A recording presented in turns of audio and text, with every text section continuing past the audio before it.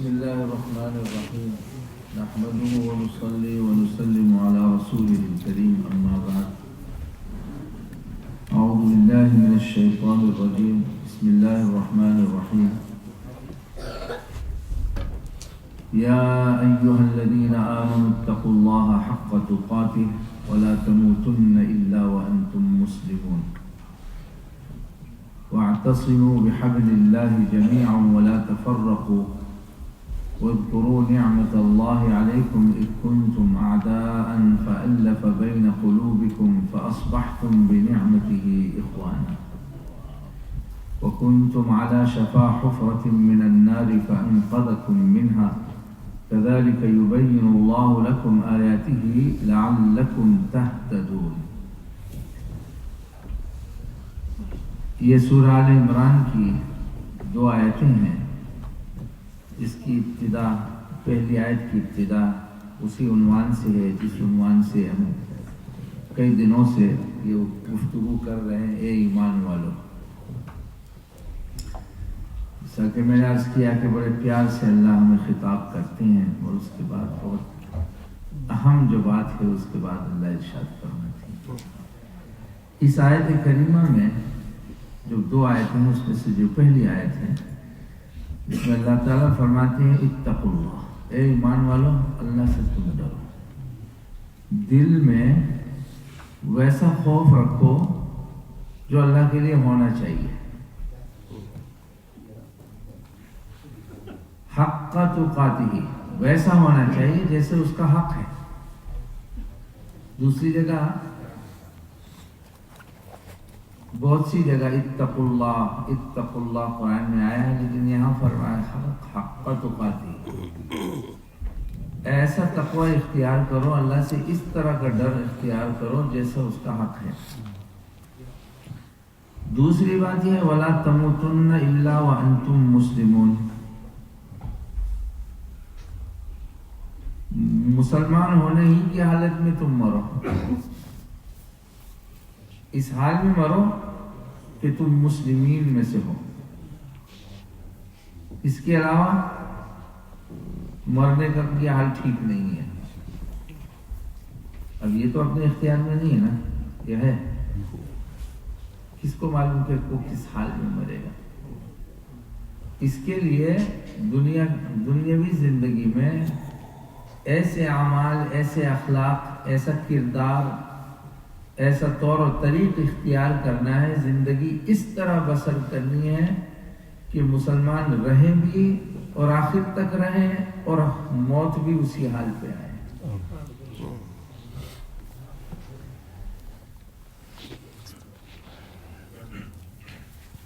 اور پھر فرمایا اس کے بعد وَاعْتَصِمُوا بِحَبْلِ اللَّهِ جَمِيعًا. اور اللہ کی رسی سے، اللہ کی رسی کو تھام لو سب مل کر. جمیعاً اللہ کی رسی سے مراد کیا ہے؟ کلام اللہ ہے، اللہ کے کلام. وَلَا تَفَرَّقُوا. آپس میں پھوٹ مت ڈالو، آپس میں اختلاف نہ کرو. اب یہ جو آیتیں ہیں وہ نازل ہوئے ایک خاص موقع پر جس کے بارے میں در المنصور اس میں جو ہے اس کا واقعہ پورا بیان کیا ہے.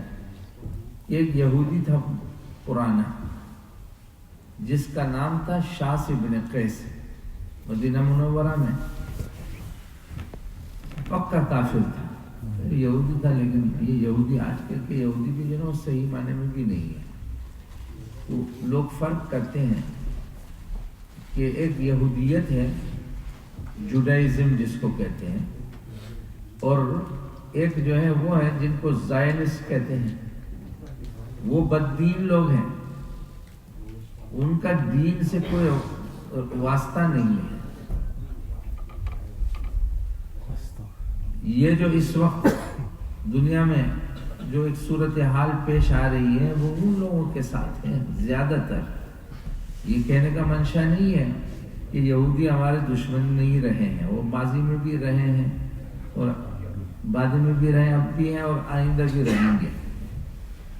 لیکن یہ جو چیز ہے اس کو زائنزم کہتے ہیں، صہیونیت. عربی میں کہا جاتا ہے صہیونی جو طاقت ہے یعنی زائنس کی طاقت ہے، وہ دین سے کوئی تعلق اور رشتہ اس کا نہیں ہے، بلکہ وہ لوگ بددین ہیں۔ وہ حضرت موسیٰ علیہ السلام کو نہیں مانتے، کسی کو نہیں مانتے، اللہ کو نہیں مانتے، اور پیش کرتے ہیں اپنے آپ کو کہ ہم یہودی ہیں۔ یہ دھوکے بازی ہے ان کی، دنیا کو دھوکے میں ڈال رکھا ہے، اور دنیا کو یہ گوارا کرانے کی کوشش کر رہے ہیں کہ ہم موسیٰ علیہ السلام کے متبعین میں سے یہودی ہیں ہم، حالانکہ وہ ہے نہیں۔ بہرحال یہ تو پورا قصہ الگ ہے۔ یہ تو یہودی تھا لیکن وہ اس طرح کا تھا، زائنس قسم کا، دماغ کے اعتبار سے وہ بالکل کفریہ جو ہے قسم کا آدمی تھا۔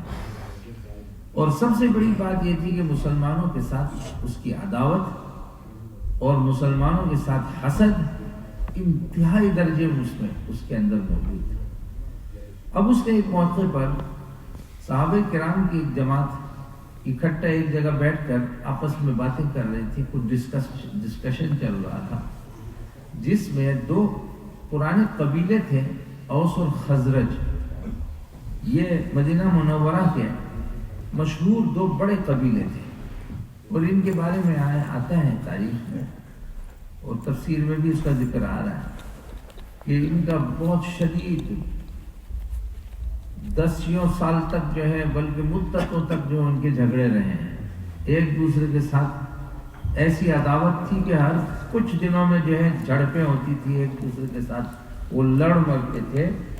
کسی نے اس ایک قبیلے سے دوسرے قبیلے والے کو کچھ نہ کچھ کوئی بھی نقصان پہنچایا، اس پہ سارا جھگڑا چلتا تھا مدتوں تک۔ اب اس یہودی نے سوچا کہ یہ دونوں پہلے جھگڑا کرتے تھے، آج کل نہیں جھگڑ رہے ہیں۔ کیوں نہیں جھگڑ رہے؟ ایمان نہیں آئے، اب کیوں جھگڑے؟ لیکن اس کو یہ خیال یہ آتا رہا کہ ان کو کسی طرح جھگڑاؤ، وہی آج بھی کر رہے ہیں، آپس میں جو ہے ایسا کوئی شوشہ چھوڑ دیتے ہیں کہ ایک دوسرے کے ساتھ ہم لڑ مرتے ہیں، اور ان کی جو ہے یہ چال ہوتی ہے، اس چال میں ہم آ جاتے ہیں۔ یہ وہی کیا اس نے۔ تو اس نے جو ہے ایک بہت ہوشیار نوجوان تھا، یہ شاس ابن قیس، یہ جو یہودی ہے، ایک نوجوان تھا، جس نوجوان وہ بڑا ہوشیار تھا، اس کو اشعار وغیرہ بھی بہت اچھے آتے تھے، تو اس نے اس کو اس گروہ کے بیچ میں اس نے بھیجا کہ جاؤ وہاں کچھ ان کو یہ پرانی یادیں تازہ کرو ان کی، یہ کب پہلے جب جھگڑا کرتے تھے، یہ جھگڑے میں مبتلا رہتے تھے، اس کی تھوڑی یاد دلاؤ ان کو۔ چنانچہ اس نے جا کے چابی ماری اور آپس میں جو ہے ایک مخالفتیں شروع ہو گئی، ایک دوسرے پر جو ہے طنز شروع ہو گیا، اور آخر میں دو آدمی بالکل اتنے تپ گئے، اتنے گرم ہو گئے کہ وہ لڑنے کے لیے تیار ہو گئے۔ اسی میں سے یہ خبر نبی کریم صلی اللہ علیہ وسلم تک پہنچی، آپ وہاں تشریف لے گئے مہاجرین کی جماعت کے ساتھ، اور پھر آپ نے جا کر وہاں خطاب کیا ان کو کہ اللہ سے ڈرو، اے ایمان والو، او مسلمانوں، اللہ سے ڈرو۔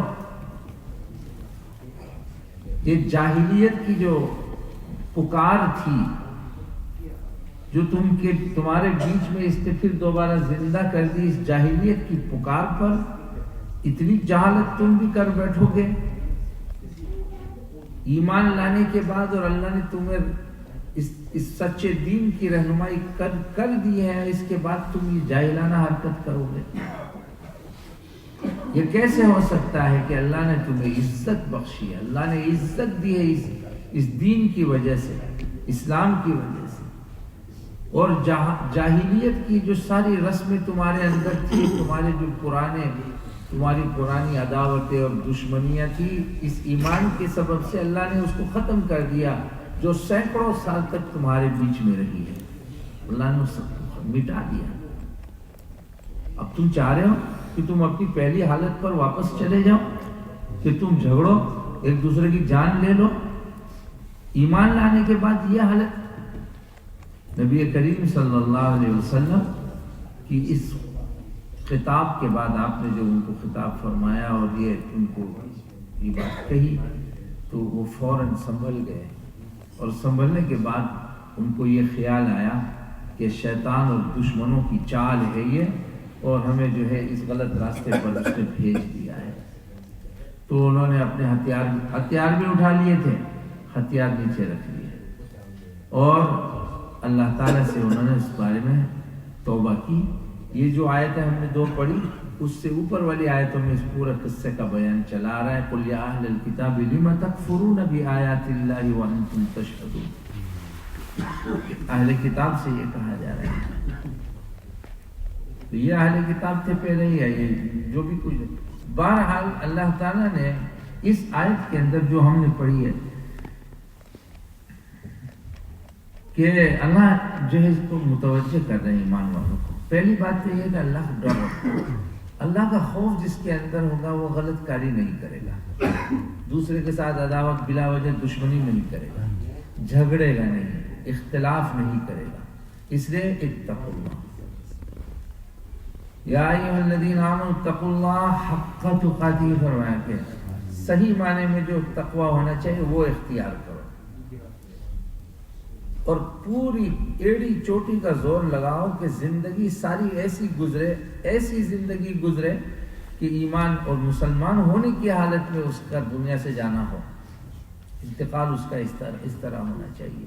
اور اس کے بعد جو ارشاد فرمایا وَاعْتَصِمُوا بِحَبْلِ اللَّهِ، یہ سب سے اہم بات ہے کہ تم اللہ تعالی کی رسی جو ہے نا مضبوطی سے سب مل کے تھام لو، قرآن کریم پر تم اپنی زندگی کو ڈھالنا شروع کر دیں۔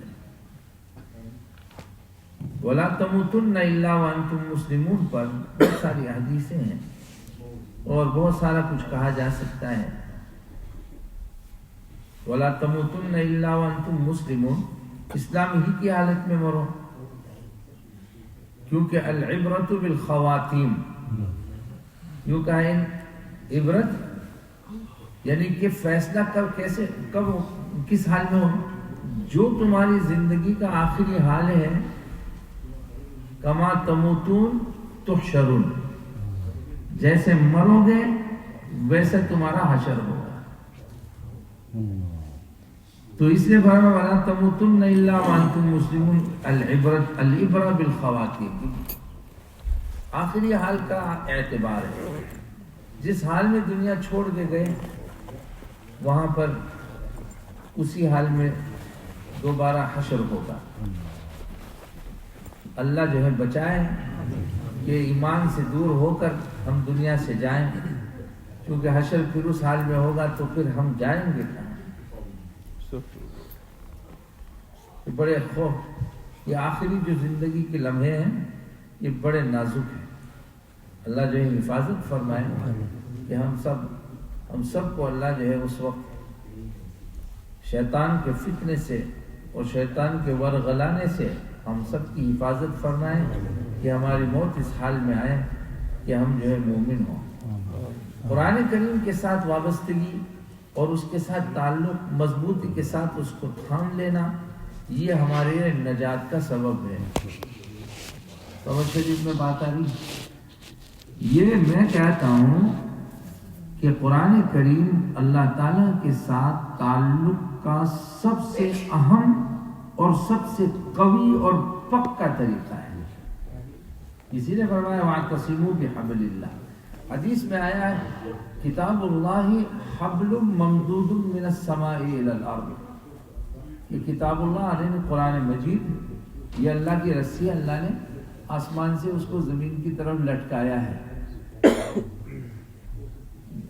اپنی زبان میں اگر سمجھنا ہے تو آپ سمجھ لیجئے یہ ڈائریکٹ لائن ہے، ڈائریکٹ لائن، وایا وایا ہو کر اس میں جو ہے سوئچ بورڈ وغیرہ کوئی نہیں آتا ہے، سیدھی لائن ہے اللہ تک، ڈائریکٹ لائن ٹو اللہ،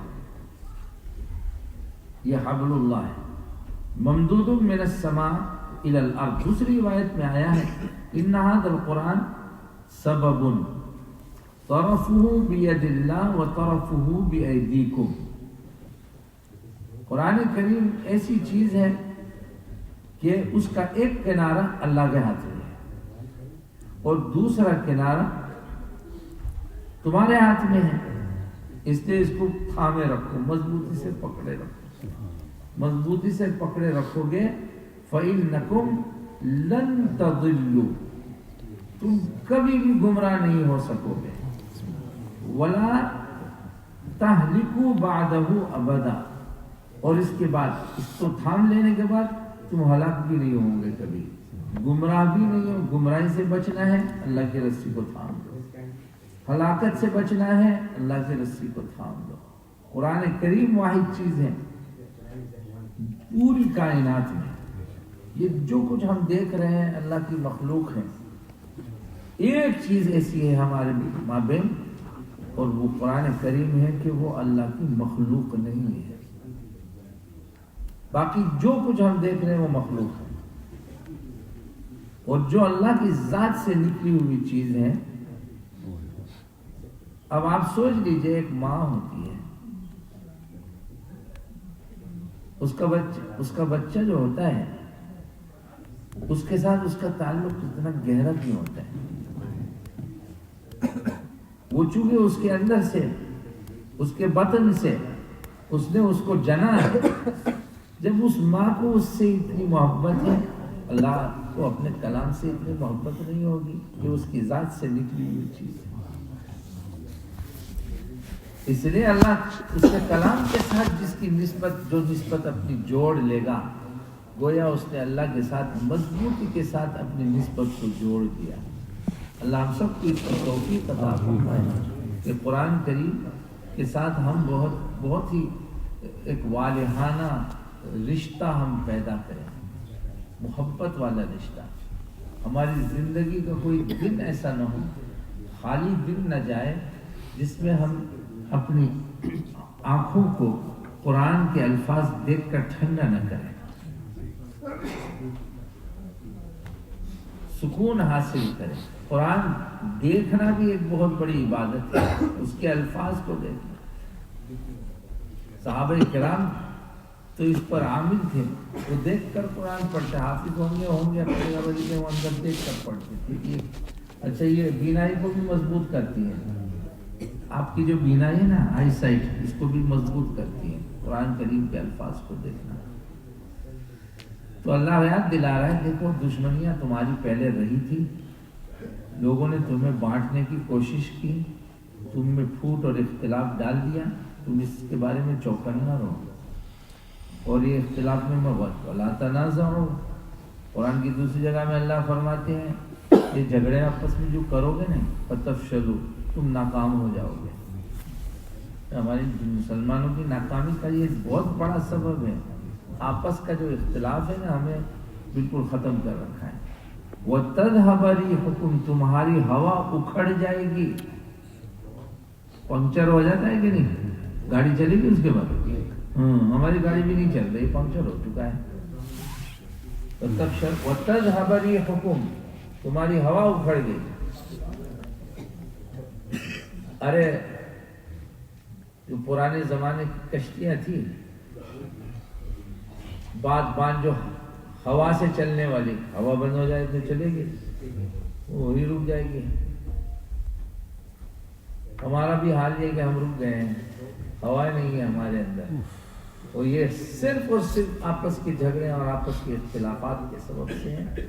اور یہ اختلاف آپ پوری دنیا کا بعد میں سوچئے، پوری دنیا کا بعد میں سوچئے کہ مسلمان ایک ملک دوسرے ملک کے خلاف جو ہیں یہ جھگڑے ہوں، وہ بعد میں اپنے گھر کے اندر شروع کریں۔ گھر میں آپس میں ہمارا اتفاق جب نہیں رہا تو وہ گھر بھی صحیح نہیں چلے گا، ارے وہ دوزخ بن جاتا ہے۔ جس گھر میں اختلاف ہو وہ گھر جو ہے سکون والی جگہ نہیں رہتی ہے۔ آج یہ ہر وقت باہر رہنے کو، ایک بھائی کہہ رہا تھا بہت کہ یہ بس گھر میں آتا ہوں، کھا لیتا ہوں، پی لیتا ہوں، پھر مسجد چلا جاتا ہوں۔ میں نے کہا بڑے اللہ والے آدمی ہیں، پھر آتا ہوں بس تھوڑا وقت کرا، پھر مسجد چلا گیا۔ ان کا قصہ کیا ہے بول. پھر گھر میں آؤ اور بس جھگڑے شروع. اس سے بہتر ہے اللہ کے ساتھ اللہ کے گھر میں چلا جاؤں. یہ ہمارے گھروں کا حال ہو گیا ہے. بعض مرتبہ ہمارے گھروں کا یہ حال ہو جاتا ہے کہ گھر میں ہمیں سکون نہیں ملتا ہے. یہ اسی بنیاد اس کی یہی ہے کہ آپس کے جو جھگڑے گھر میں ہی شروع ہو گئے ہیں, اولاد کے ساتھ ہو گئے ہیں, پھر اور دوسرے رشتہ داروں کے ساتھ, بھائی بہنوں میں اتنے جھگڑے ہو رہے ہیں, اور دنیا کی چند کوڑیوں کے لیے, دنیا کی چند پائی کے لیے جھگڑے ایسے کہ ایک دوسرے سے مدتوں تک باتیں نہیں ہو رہی ہے. وہ پھر مر جاتے ہیں, پھر اس کے جنازے میں حاضر ہوتے ہیں. تو نے کبھی اس کا منہ نہیں دیکھا اتنی مدت تک, اس سے کبھی بات نہیں کی, پیار محبت تو دور کی بات, اس کی شکل دیکھنے کو تجھے پسند نہیں تھی. اب اس مر گیا جنازے پہ کیوں آ رہا ہے پھر؟ یہ ہمارا حال ہے. پوری زندگی لوگوں کے ساتھ ہم جو ہے عداوتیں اور دشمنیاں رکھتے ہیں, اور پھر دنیا کے ایک کنارے سے دوسرے کنارے تک اس کے جنازے میں شرکت کے لیے ہم آتے ہیں. یہ ہمارا حال ہے. ارے ہم مردار پرست ہیں. بڑے جو لوگ ہمارے ہوتے ہیں ان کی قدردانی ہم ان کی حیات میں, ان کی زندگی میں نہیں کرتے. مر جاتے ہیں تو پھر بڑے بڑے مرثیے لکھتے ہیں, بڑی بڑی ان کی تعریفیں لکھتے ہیں. وہ جب زندہ تھے تو تم نے کبھی ایک حرف ان کے بارے میں نہیں کہا. اس کو کہتے ہیں کہ یہ قوم, ہمارے استاد فرمایا کرتے تھے کہ ہماری قوم مردار پرست ہے, مردار کو پوجتی ہے, زندہ کو کیوں نہیں پوجتے ہو؟ ارے جو زندہ ہے نا اس کی قدر کرو. موت کے بعد پھر وہاں جنازے میں شرکت سے کیا قدر ہوگی اس کی؟ یہ اپنے آپ کو صرف سکون دینے کے لیے وہ جو ہے جنازوں میں شرکت کرتے ہیں. اللہ اس کی سچی پکی ہمیں توفیق عطا فرمائے کہ ہم اپنے آپس کے تعلقات اور رشتہ داریاں اور یہ چیزیں جو ہے ہم درست کر لیں. چھوٹی موٹی باتوں پر جھگڑتے پھریں گے اور جو ہے زندگیاں ہم تباہ کرتے ہیں, اور آخر میں حسرت کے سوا ہمارے لیے کچھ نہیں رہے گا. حسرت ہی ہوگی, ہم پچھتائیں گے, افسوس کریں گے, لیکن افسوس کا وقت نکل چکا ہوتا ہے. افسوس سے جو ہے بات بنے گی نہیں. اس لیے ولا تنازعوا, آپس میں جھگڑو مت, فتفشلوا, کمزور پڑ جاؤ گے, وتذهب ريحكم, اور تمہاری ہوا اکھڑ جائے گی, واصبروا, صبر کرو, ان اللہ مع الصابرین, اللہ صبر کرنے والوں کے ساتھ ہے. کچھ برداشت کرو. صبر کا معنی میں نے بیان کیا تھا. صبر کا صرف معنی نہیں کہ کسی مصیبت یا کسی جو ہے کہ انتقال پر جو ہے صبر, بلکہ ناموافق حالات جو ہوتے ہیں نا, ناموافق حالات, اس حالات کو برداشت کرنا, یہ بھی صبر ہے. رشتہ داروں کے ساتھ تھوڑی بہت چلتی رہتی ہے, کہاں نہیں چلتی, اختلاف نہیں ہوتا ہے دنیا بھر میں. ارے اختلاف تو آدم علیہ السلام کے زمانے سے چل پڑا ہے, وہ ختم ہونے والا نہیں. اختلاف ہوتا رہے گا, لیکن اس اختلاف کے حدود میں رہ کر ایک دوسرے کی عزت کو پامال نہ کرے, ایک دوسرے کی عزتوں پر جو ہے حملے نہ کرے, ایک دوسرے پر جو ہے طعن اور تشنیع اور اعتراض اور یہ ساری چیزیں جو ہوتی ہیں, ہمارے جو زندگیوں کو اس نے کڑوا کر کے رکھ دیا ہے. اللہ تعالیٰ ہم سب کو توفیق فرمائے کہ ہم قرآن کریم کو تھام لیں. جو اس طرف متوجہ ہو جائے گا, جھگڑوں میں کون پڑے گا جھگڑے میں. اللہ قرآن کریم والا ہمیں بنا دے, اپنی زندگیوں کو قرآن کریم کے مطابق ڈھال لینے کی اور اس کے مطابق گزار لینے کی ہم سب کو توفیق فرمائے. اللہ تعالیٰ مبارک ایام چل رہے ہیں, آخری عشرہ رمضان شریف کا آج 27ویں ہے. احتمال بہت زیادہ ہے کہ اس میں جو ہے شب قدر ہو سکتی ہے. وہ بات ہے کہ طاق راتوں میں تلاش ہے, لیکن بہت سارے ہمارے جو صحابہ میں بھی اور جو ہے مشائخ میں بھی ایسے حضرات ہیں کہ وہ زیادہ ان کا رجحان یہ ہے کہ 27 شب قدر ہو سکتی ہے. لیکن پھر بھی اس میں اختلاف ہے. طاق راتوں میں جو ہے تو پکا کسی بھی رات میں ہو سکتا ہے, لیکن چلو 3 راتیں تو گزر گئی طاق راتوں میں, اب رہ گئی کتنی, 2 رہ گئی. جو فوت ہو گیا وہ ہو گیا، جو ہاتھ سے جو چھوٹ گیا وہ چھوٹ گیا، کم از کم یہ اس دور پہ تو تھوڑا سا ہم زور لگا لیں، ہم تھوڑی سی محنت کر لیں اور اللہ تعالیٰ کی رحمت کو ہماری طرف متوجہ کر لیں۔ اللہ تعالیٰ ہم سب کو توفیق عطا فرمائے۔ وآخر دعوانا اللهم صل على سيدنا محمد وعلى آل سيدنا ومولانا محمد وبارك وسلم۔